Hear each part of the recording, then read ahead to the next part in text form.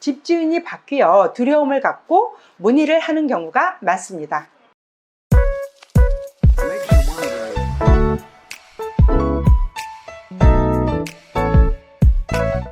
안녕하세요. 신림역 4번 출구 미건부동산 마채연입니다.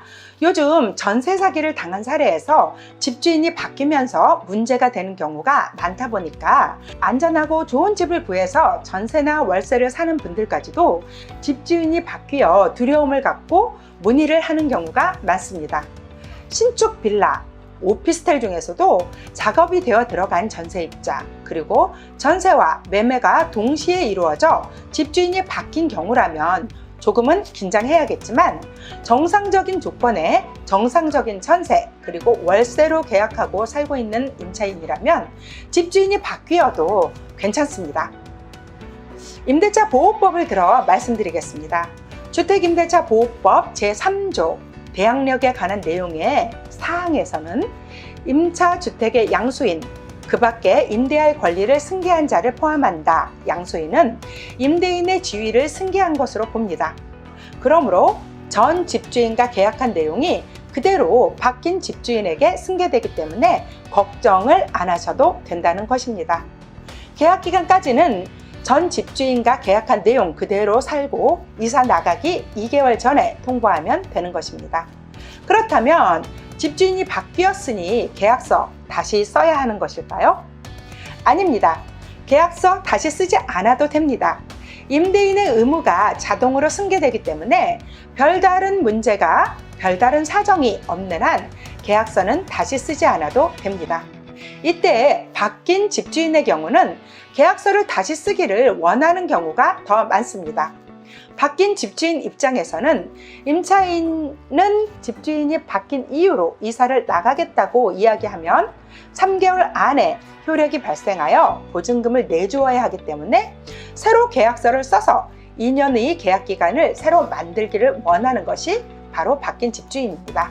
그렇지만 임차인 입장에서는 나머지 계약 기간까지 살아도 되고 바로 이사를 나가도 되기 때문에 구태여 계약서를 다시 쓸 필요는 없는 것입니다. 그럼에도 임차인 입장에서 계약서를 다시 써야 유리한 경우도 있겠지요? 임대료 인상이 예상된다던가 주택의 경우 새로운 임대인과 다시 계약서를 쓰게 되면 최소 계약 기간을 2년으로 봅니다.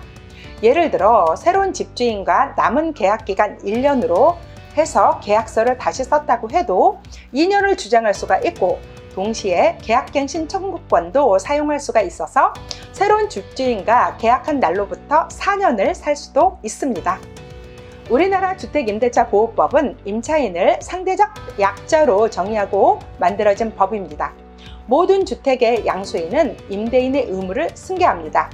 만일 임차인 당신이 안전한 집, 좋은 집, 편안한 집을 찾아 계약했다면 걱정하지 마세요.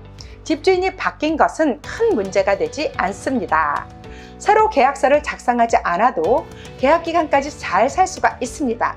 물론 계약갱신 청구권도 쓸 수가 있고 반대의 경우 바로 이사 나가고 싶다면 바뀐 집주인께 통보하고 3개월이면 효력이 발생합니다. 20대, 30대, 대학생, 직장인, 부동산 생초보를 위해 집주인 변경 시 두려워하지 않고 대처하는 방법 알려드렸습니다. 많은 도움 되시기를 바랍니다. 구독, 좋아요, 알림 설정으로 매주 시청해 주신다면 부동산 조금 아는 사람으로 금방 성장할 것입니다. 오늘도 신림역 4번 출구 미건부동산 마채현이었습니다. 감사합니다.